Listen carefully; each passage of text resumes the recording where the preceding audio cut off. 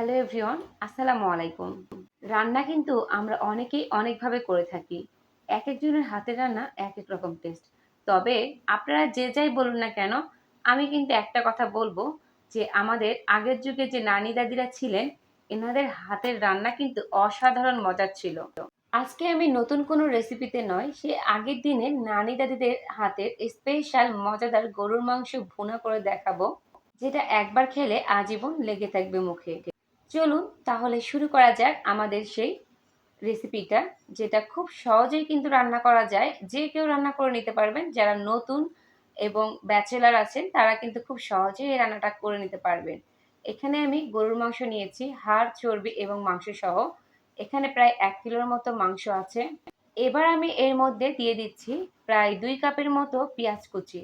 পেঁয়াজটা আমি বলবো আপনারা এই স্টাইলে কাটবেন, তাহলে খুব দ্রুতই মাংসের সাথে অনেক সুন্দরভাবে সিদ্ধ হয়ে যাবে।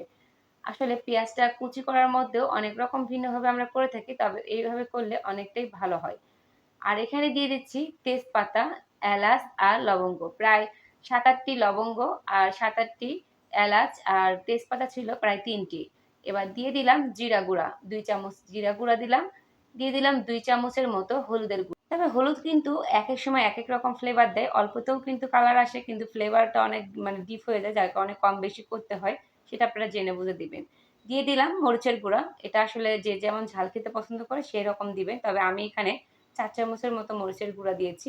এবার স্বাদ মতো লবণ দিয়েছি। আমার ১ কেজি মাংসের জন্য আমি ছোট চামচগুলো দিয়ে ৩ চামচ লবণ দিয়েছি।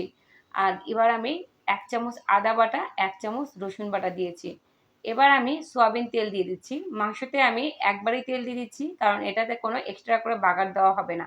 ঠিক আছে? এবার আমি যে উপকরণগুলো মিশিয়ে নিয়েছিলাম, সেই উপকরণগুলো কিন্তু খুব ভালোভাবে হাতে মাখিয়ে নিতে হবে। এটা চামচ দিয়ে মাখলে হবে না। কারণ প্রত্যেকটা মানুষেরই হাতে কিন্তু আলাদা, আলাদা একটা টেস্ট থাকে রান্নার সময়। এটা আপনারা খেয়াল করলে দেখবেন যে আমাদের মায়ের হাতের রান্নার টেস্ট একরকম। কিন্তু একই রেসিপি ফলো করলে দেখা যায় যে আমাদের রান্নার টেস্টটা কিন্তু অন্যরকম হয়।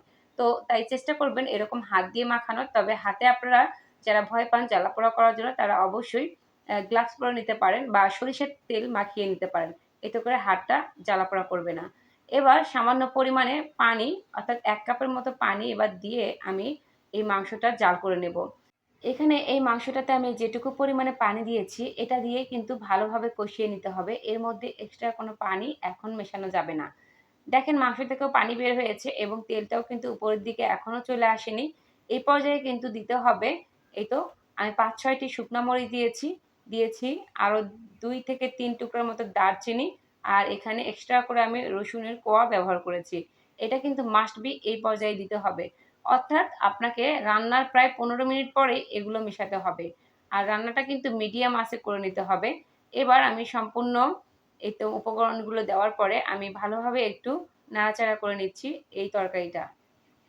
এই হাতে মাখানো স্পেশাল এই যে তরকারিটা আজকে আপনাদের সাথে যে শেয়ার করলাম, এটা যে কতটা মজার হয় আপনারা একবার যদি আমার মতো করে হুবহু ট্রাই করেন, তাহলে এইভাবে ছাড়া আপনারা আর কখনোই গরুর মাংস রান্না করতেই চাবেন না।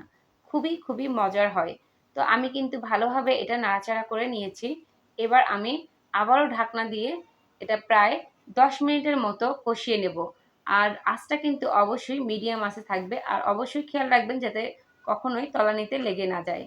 এবার ফিরে আসলাম ১০ মিনিট পর। ১০ মিনিট পর দেখেন তেলটা কিন্তু উপরে উঠে এসেছে। এর আগে কিন্তু আমি যে ১ কাপ পানি দিয়েছিলাম মাখানোর সময়, ওইটা দিয়েই কিন্তু আমি এটা ভালোভাবে কষিয়ে নিয়েছি এবং মাংস থেকেও কিন্তু পানি বেরোচ্ছে।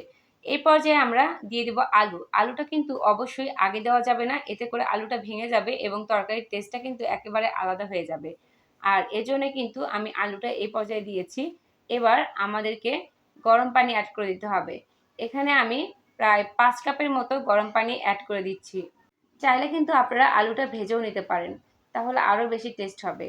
আর এবার দেখেন আমি কিন্তু প্রায় ১৫ মিনিটের মতো এটা রান্না করে নিয়েছি একদম হাই হিটে, এবং রান্না করার পরে এই তো এই অবস্থাতে আমি একটু, একটু করে ঝোল রেখেছি। যাতে করে খেতে অনেক বেশি ভালো লাগে। কারণ এই যে আলু দিলে একটু ঝোল রাখলে গরুর মাংসটা খেতে অনেক মজার হয়। আর আগের নানি দাদিরা কিন্তু এইরকম একটু ঝোল রেখেই বেশিরভাগ সময় গরুর মাংস রান্না করত। দেখেন কতটা লোভনীয় হয়েছে। খেতে কিন্তু আসলেই অনেক লোভনীয় হয়েছে। আর দেখেও কিন্তু অনেক লোভনীয় লাগছে, তাই না? আশা করি আপনারা বাসায় ট্রাই করবেন এবং ইনশাআল্লাহ বিফলে যাবেন না। একবার ট্রাই করলে ইনশাআল্লাহ সারা জীবন মুখে লেগে থাকবে। সবাই ভালো থাকবেন, সুস্থ থাকবেন। আল্লাহ হাফেজ।